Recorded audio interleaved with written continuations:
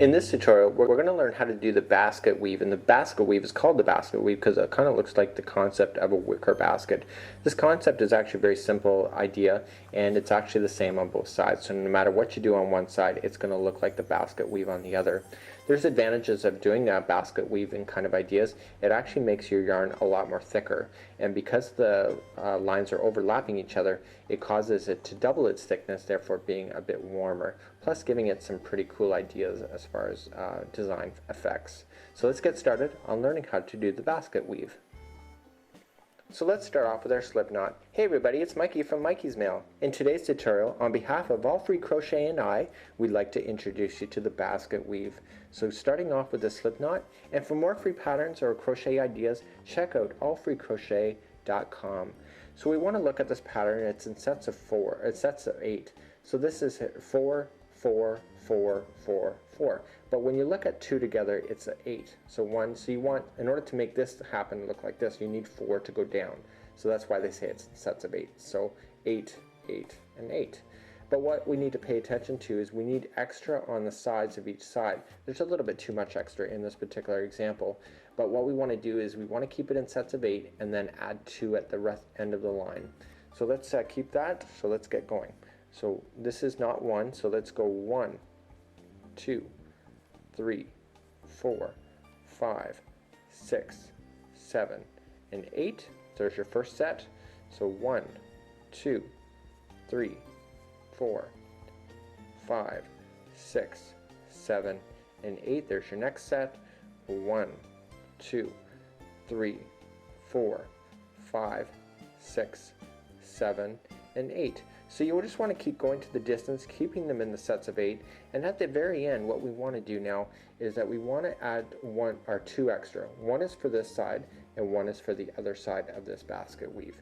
So 1 and 2, and now what we want to do, and I'm holding my finger and my thumb strategically right here so that I remember, because what's going to happen is that the video is going to flip and I'm going to tell you to go to the third from the hook. But if you hold your finger there right now and just go 1, 2, 3, you won't need to worry about counting the third back from the hook because your finger and thumb is indicating where it is.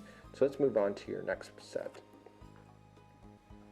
So what we want to do now is that we want to look at this. In order to create this pattern, we need to double crochet to give ourselves a stability of a line coming back across. So all we need to do is grab the material and counting either third from the chain, so third one down, or where you left your finger and your thumb, and it go down into the actual chain, grabbing through, pull through 2 and 2. So that was a double crochet. So let's do it again. So into the next chain, through, pulling it through, 2 and 2. So grabbing it. So do this, pulling it through, 2 and 2. So do this now into the end of the line. We'll catch back up, we'll turn around, and we'll get you started on your first line of doing the basket weave. Okay, we've now come to the end of the line. It certainly doesn't look like the basket weave, does it? But this is our established foundation row. We need to now then turn it and begin. Now we need to understand terminology, and we have posts, and the posts are the gaps in between each of the bottom layers. So you see like a row of string. It's almost like a train track, and then you see another one on the top. Well, the things that are joining the top and the bottom are called the posts, and we're going to be working on the front post and the back post. So in order to create this next line, we need to double crochet, and normally when we start a line we actually chain 3, but in this case we're only going to chain 2. And the reason for it is that because we're working on the back post way down here and not up here, just like this is started up here, because we're coming down, if you chain up 3, you're going to have your material creating like this on the edges, creating your work to be distorted. So now let's grab the material, and we're going to start. You can see this is on the front post. You can see that because the other one is sunk in behind. So that's the back post. So front, back, front, back. So let's grab it from the front. So pulling it apart, grabbing the material and going into the one side of the post and then back out the other side. Pulling it through, pull through 2 and 2. And now remember I said it's in groups of 4, so you want to do that at least 4 times. So it's going into the very next one, popping it through. So I'm making it look a lot easier than it is. Getting used to working with the back and the front post can be a little bit challenging. So you want to be able to just get used to actually doing it yourself. So let's do 4 in a row. So that was number 3, and you can see clearly that that's only 3 done so far. So it's a pattern that doesn't get easily lost in the ideas. Okay, so the next one, we've just done our 4, so now we're going to work in behind, just like so, and we're just going to grab the material, and now coming from the behind, sticking your needle out through the front of your work, popping it back out to the back to grab the back post, pulling it through 2 and 2. So now you can see that that pulled this string. The string now looks distorted, it's being pulled backwards, and you'll see that a line is now forming right in the front, and that's what those lines are here. So let's do that again. We want to do that 4 times. So grabbing that from the back, pulling it through 2 and 2, so that was number 2.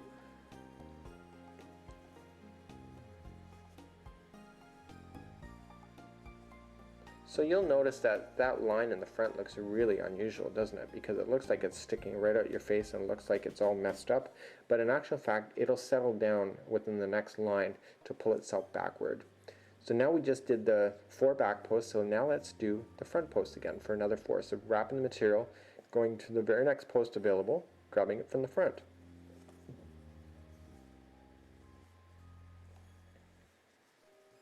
We want to do that 4 times.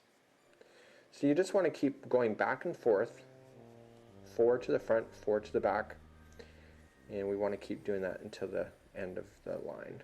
So the next one, there was your 4, so let's go and do the back. So grabbing it, coming from the back side, coming into the front, and then flipping it back out to the back again for a double crochet, and continue to do that. You'll find that once you do one back and pulling it from the back, the other one kind of actually pulls itself backward on its own, making it easier to grab. So you'll notice that it's actually a really easy pattern, because once you do the one post, the other posts tend to follow suit. And now we're going to come back and do the front again. So just come in from the front side, in, pop out. And keep doing that, please, until the end of the line. And I'm going to pick back up just before you finish, and we'll show you how to do the edging. Now in my case, I have now 3 back posts here, and now I still have 2 more to go and the edge, and I'm like, okay, well, I got a mistake here. It means that I got 1 extra post here. So what am I going to do? Am I going to panic attack? Nah. You know what I'm going to do? I'm going to come from behind, and not only am I going to grab 1 post, but I'm going to grab both of them and drag them both together. Just like so. And yes, I am so cheating right now, but it's okay. And what I want to do is I want to pull those together so that my pattern looks consistent as I go along. So now we just have the last chain to go, and we're just going to grab the material, and we're going to half double crochet. Do not go into this gap, because that'll separate your work. Go into the side chain, pulling it through, and then pull through. So that was my way of fixing my very bottom edge so that my edging in the bottom looks consistent. So yes, it's cheating, but you know, sometimes you can't get it right always the first time, and there's more viewers that do that than get it right the first time. So let's continue along to your next line. Okay, so we're just going to turn our material just like where we left off, and now you can really see that this line is really popping out here, and again, that'll settle down as we go along. Now each one of these basket weaves are actually 3 lines, so we just completed 1 of the lines of the 3. Okay, so every time we get, so what I would do is on a piece of paper write 1, 2, and 3, and just check off every time you complete a line, and then just keep doing that. So we want to look at it now, and we're going to start off. And so then these ribs are kind of like facing towards you, and when you turn it back around, you can see that that is indeed coming forward. So let's chain up our 2. We're always going to chain 2 when we go to turn. And because these ribs are on the front side, I want to maintain them on the front side for at least 3 lines. So this is the second line of the actual 3 lines. Okay, so if it's on the front now, you want to maintain it on the front, and if it's on the back, you want to maintain it on the back. So just grabbing it from the front posts on the front side,